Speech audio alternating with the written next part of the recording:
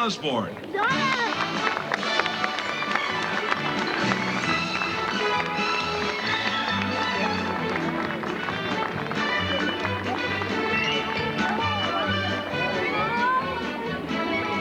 Well, good morning, everyone, and welcome. We are so glad that you can join us here today as we celebrate the 100th anniversary of the birth of Walt Disney.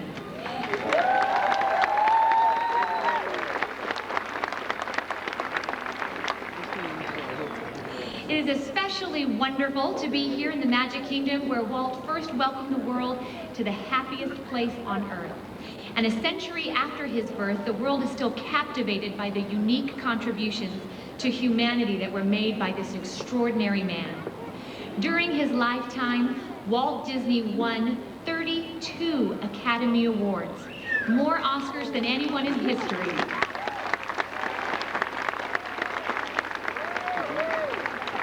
He also received more than 950 honors and citations from every nation around the world, and he was named appropriately Showman of the World.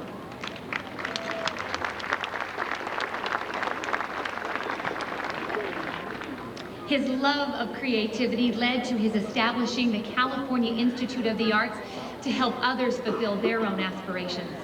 His dreams and creative vision have continued into a new millennium to delight generations with magical memories that are sure to last forever.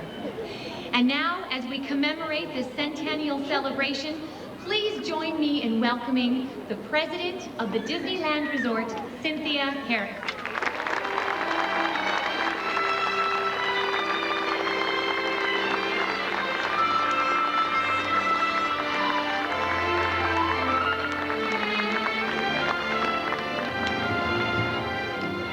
Thank you, Joyna. Well, good morning, everyone. We're having a beautiful day, aren't we? This is a Walt Day, wouldn't you say? This is a beautiful day. Well, it is a joy for us to be able to be here with you to share in this memorable and historic occasion. For today, on December 5th, 100 years ago, a dreamer named Walter Elias Disney was born. Raised in the Midwest, his childhood was a portrait of America. He embraced, it was a simple life that embraced those things like family, hard work, ingenuity, pursuit of dreams, patriotism, and just good old-fashioned fun. Well, all of these values throughout his entire life were the things that he cherished. And with his incredible creativity and his steadfast resolve, he innovated the world of entertainment and changed the face of American culture.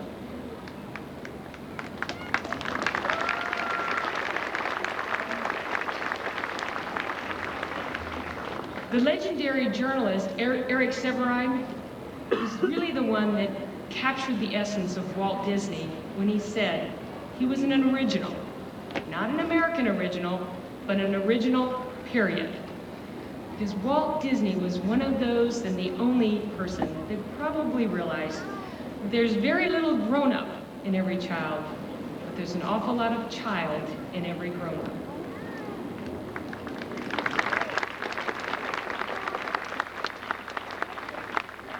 Well, here at the Disneyland Resort, all of us as cast members are devoted to carrying on that magical legacy that Walt Disney himself began. And today, here at the resort, that we are honored to join the rest of the Walt Disney Company in starting officially the beginning of a year-long program celebrating the life of Walt Disney.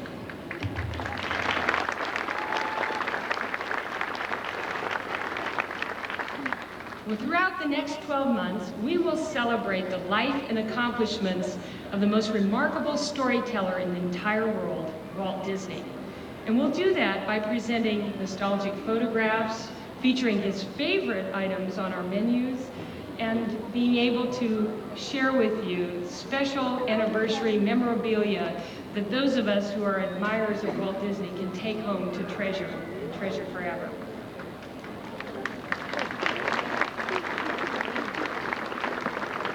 But in addition to that, today at the Disney Animation Screening Room inside Disney's California Adventure, we will premiere a brand new film entitled Walt, One Man's Dream, that was specially developed and created for this centennial celebration. And I hope you'll all go over there and see it. It's a wonderful film.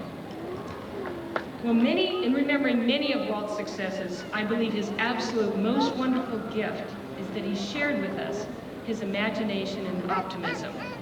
And in doing that, he put together these incredible teams of creative geniuses that collaborated to bring to us and create those new realms of fantasy, beautiful music, and that ever-growing, beloved family of our characters. Well, two of those legendary gentlemen are with us this morning.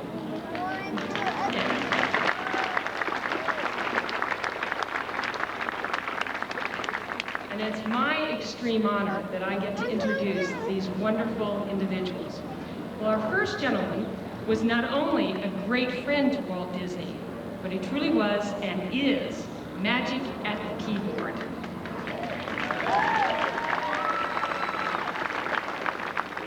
It sounds like you already know who he is. Well, along with his brother Robert, he was collaborated in so many of Walt Disney's special projects with the beautiful songs and music.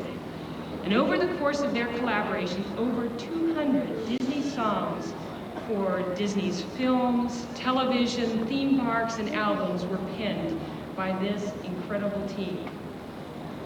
And millions around the world, including the entire entertainment industry, has grown to love and cherish their music. The song Chim Chim Cheree and the score for Mary Poppins earned the brothers Academy Awards for Best Song and Best Musical Score.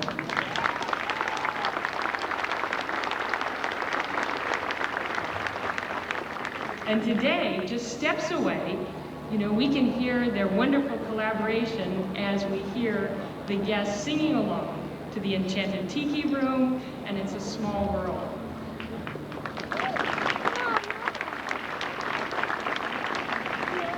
Most recently, they collaborated in developing the songs and score for a Tigger movie.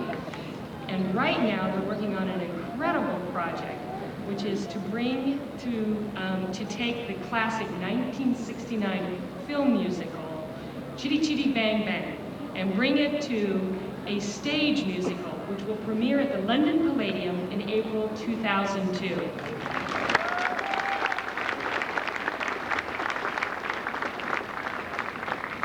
But it is my great honor to welcome a marvelous songwriter, a dear friend of Walt Disney, and a beloved Disney legend, the enchanting and delightful Richard Sherman.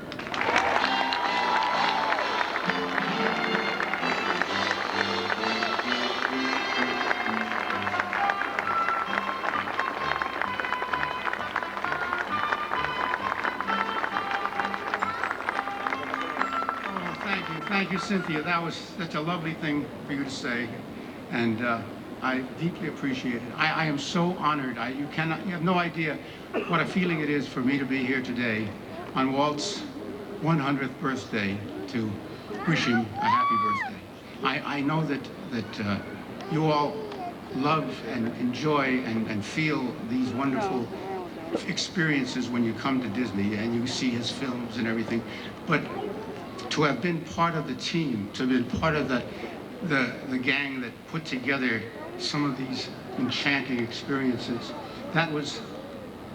there's no words to describe it.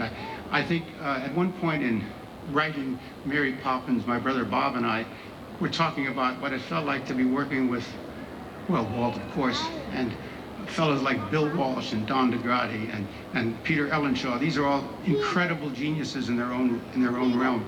And it inspired us when we were thinking about Mr. Banks at the bank when he loses his job and he's feeling sorry for himself. And he said these words. He said, "A man has dreams of walking with giants to carve his niche in the edifice of time." Well, we felt that way, and we were walking with giants. And the greatest giant of all was Walt Disney. He was the greatest one. Now, an example of how Walt would inspire you. Talk about Mary Poppins, because that was a very special, special film for all of us. But we were playing a song for Walt one day, a new song we had just finished called Jolly Holiday. And as we were singing it, we had a sequence where the 4 waiters would come out and sing these lines. They'd sing, Mary Poppins would say, "Now then what'd be nice? We'll start with raspberry ice, and then some cakes and tea." And then the waiters would come out. "Order what you will, there'll be no bill, it's complimentary." Now Walt said, "Stop, stop." And right in the middle, I said, "Oh, something wrong, Walt?" He says, "No, no, no. I don't think we want waiters. We're going to have penguins be the waiters." And everybody sort of had, you know, this startled look on their faces. And I said, "Walt, how do you teach a penguin to sing, you know?" And he says, "Oh, no, no, we'll animate the penguins. We'll animate the whole sequence except for the prime characters. The principal characters, they'll be live action, and everybody else will be animated." That's the genius. That was the spontaneous moment. He just said, "That's it. That's the way we'll do it." And of course, that unforgettable Jolly Holiday sequence in Mary Poppins was actually the inspiration of Walt Disney, because it could have been very kind of ordinary, but it was extraordinary because of Walt. He made everything extraordinary. He made the people that worked for him do things they never dreamed they could do because they wanted to please him. And of course, the greatest thing in the world was when, if you did please him, he would never say, "Oh, wonderful, marvelous, special." He would just say, "That'll work." And I'll tell you, those couple of words meant so much to all of us. Every time he would say something like that, we would all walk 10 feet off the ground. It was very, very special. You know, Cynthia said that Walt was a great believer, and he had optimism. He believed in the future. And we wrote one song for the Carousel of Progress, which every time I play it, I kind of think of Walt. And I think you might know what I'm talking about when I say, "There's a great, big, beautiful tomorrow shining at the end of every day. There's a great, big, beautiful tomorrow, and tomorrow's just a dream away. Man has a dream, and that's the start. He follows his dream with mind and heart, and when it becomes a reality, it's a dream come true for you and me. So there's a great, big, beautiful tomorrow shining at the end of every day. There's a great, big, beautiful tomorrow, just a dream away." That was Walt Disney. That's why magical places like this magical kingdom constantly develop and move, because tomorrow there's even going to be another wonderful thing. That was his dream, to keep it moving, keep it bright, never let it stagnate. You know, Walt gave us a book one day, back in early 1960. He handed us the book and he said, "Read it and tell me what you think. My daughters like it a lot. They think it's fun. And tell me what you think." And he had a little twinkle in his eye, and we said, my brother Bob and I weren't working for the studio at the time. We just were freelance writers, but we'd done a number of songs for him, so we felt he had gotten his confidence. And he handed us this book by a lady by the name of Pamela Travers called Mary Poppins. Yes, indeed. And we said thank you, and we took the book, and we started reading it. And wow, the stories, the characters, the fun, the imagination in that book was just special. We knew this was something knocking on the door. This was fate.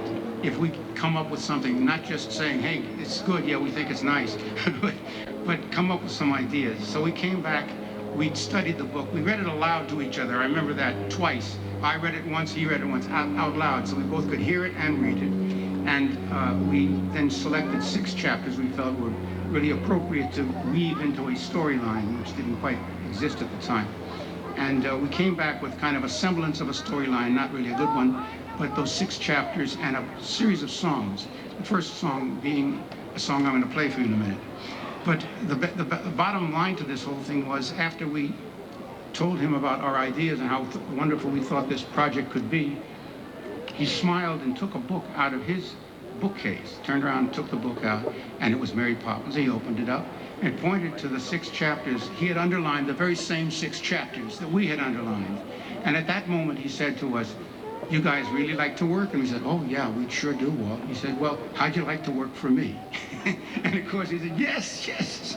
And that was when we became members of the family, and he brought us on staff. Now, the song I mentioned before was a song that, a story rather, in the book about a lady who sold breadcrumbs at St. Paul's Cathedral. She was a little old lady, and she used to say, "Feed the birds, tuppence a bag, feed the birds, tuppence a bag."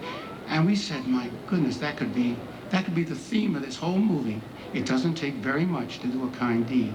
That's what the children needed. They needed the family, they needed the feeling that the father was interested in them, not just going off making money, and the mother was interested in them, not just going off and doing her cause. I mean, they were all sort of going in separate directions, and that's what Mary Poppins teaches them.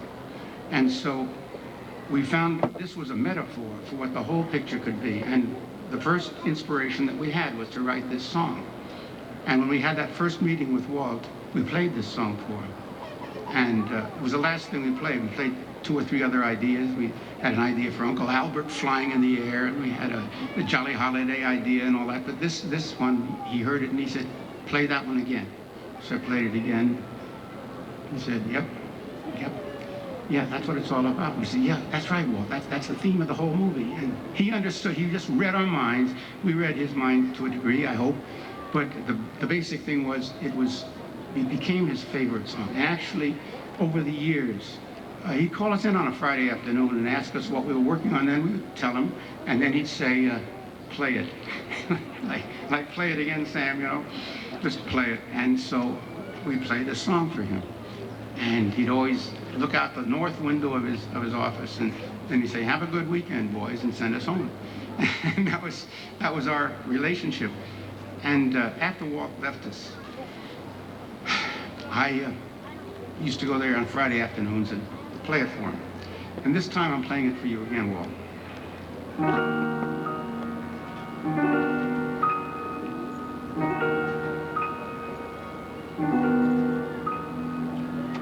Early each day to the steps of St. Paul's, the little old bird woman comes. In her own special way, to the people she calls, "Come buy my bags full of crumbs. Come feed the little birds, show them you care, and you'll be glad if you do. Their young ones are hungry, their nests are so bare. All it takes is tuppence from you. Feed the birds, tuppence a bag, tuppence, tuppence, tuppence a bag. Feed the birds, that's what she cries, while overhead her birds fill the skies. All around the cathedral, the saints and apostles look down as she sells her wares.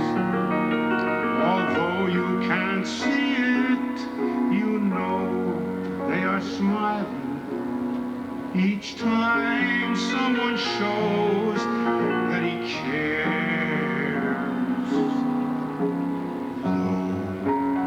Her words are simple and few. Listen, listen, she's calling to you. Feed the birds, tuppence a bag, tuppence, tuppence, tuppence a bag.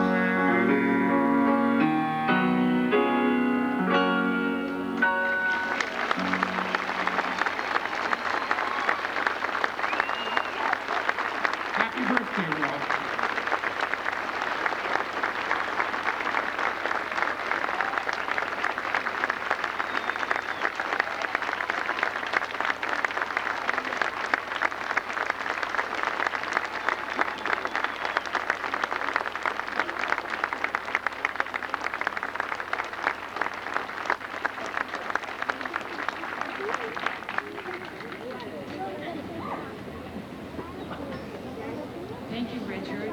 That was so marvelous. Wasn't that marvelous? Just unbelievable. Thank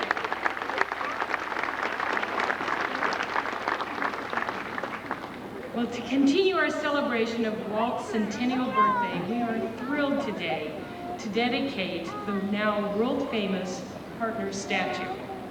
Since its unveiling in 1993, this beautiful sculpture of Walt and his pal Mickey have now become truly the most recognized and photographed icon here within the Disneyland park.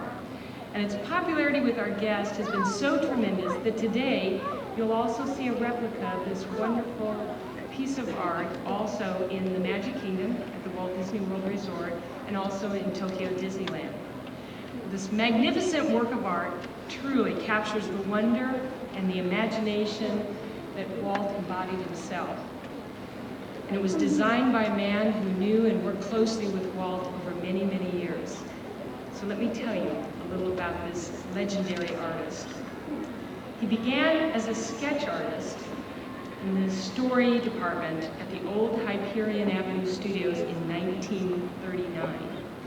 And his artistic talents were devoted to so many of the wonderful Disney animated films, such as Fantasia, Dumbo, Cinderella, and Peter Pan. And as an innovator, his leadership and his creativity was such a part of ensuring that the 2000 Leagues Under the Sea earned for our company the Academy Award for Best Special Effects. Well, as a project designer, he helped develop many theme parks and lands and attractions. And so many of them, but many such as the original Tomorrowland, the Carousel of Progress, the Great Moments with Mr. Lincoln, and of course, Small World. Yes.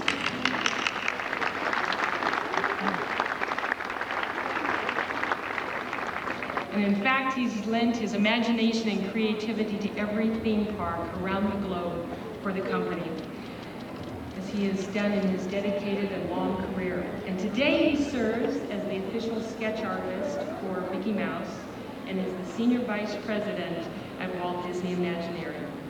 It is now my tremendous honor to welcome the man who holds the distinction of being the longest tenured employee with the Walt Disney Company. Ladies and gentlemen, please give a warm welcome to the Disney legend, our most beloved John Hint.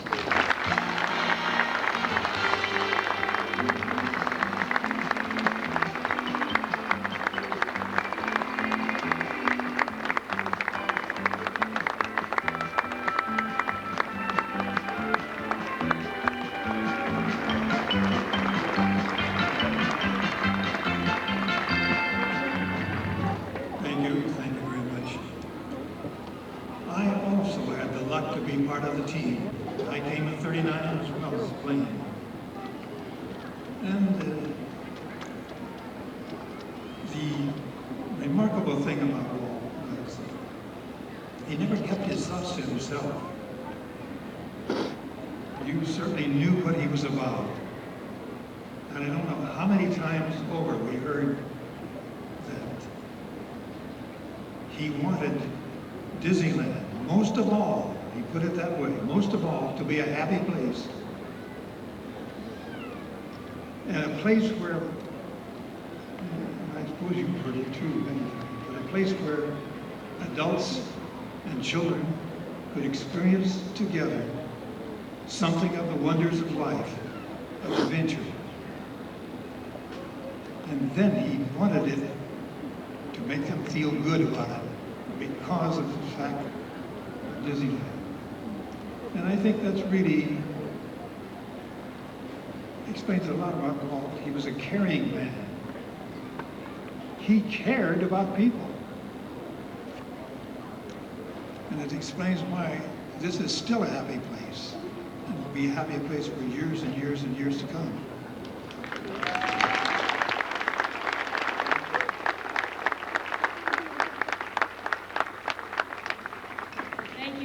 Well, at this time, I'd also like to welcome Richard to join us for the dedication of the Partner statue.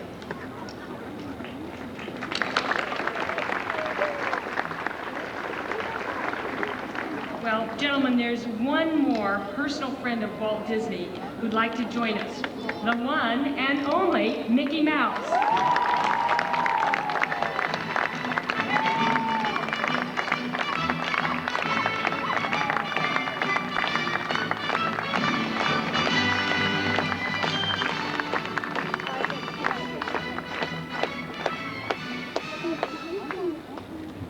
Well, thank you, Mickey. Thanks for joining us today.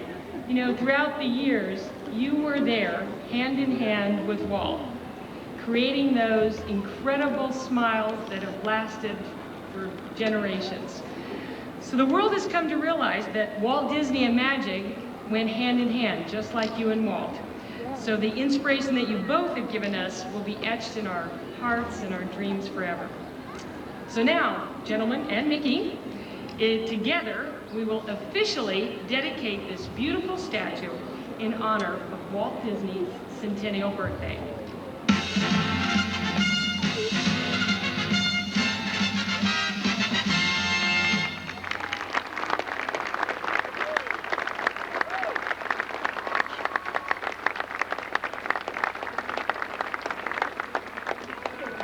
I'll read the inscription for all of you. I think back there you may not be able to read it as well. In celebration of the 100th anniversary of his birth, the Statue Partners is dedicated as a tribute to the dreams, creativity, and vision of Walt Disney, whose legacy reaches into a new century around the world and here, where the magic began. December 5th, 2001, the Disneyland Resort cast.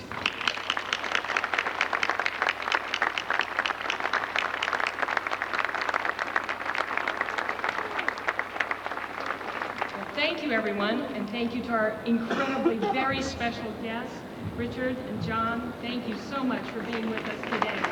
Thank you.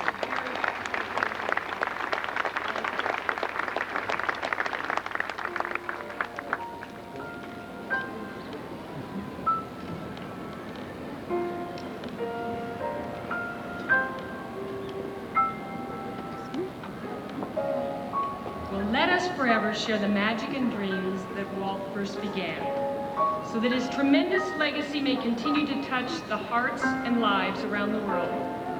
For Walt Disney created Disneyland as the happiest place on earth. And here, where the magic began, we shall always believe, as Walt did, that dreams really do come true.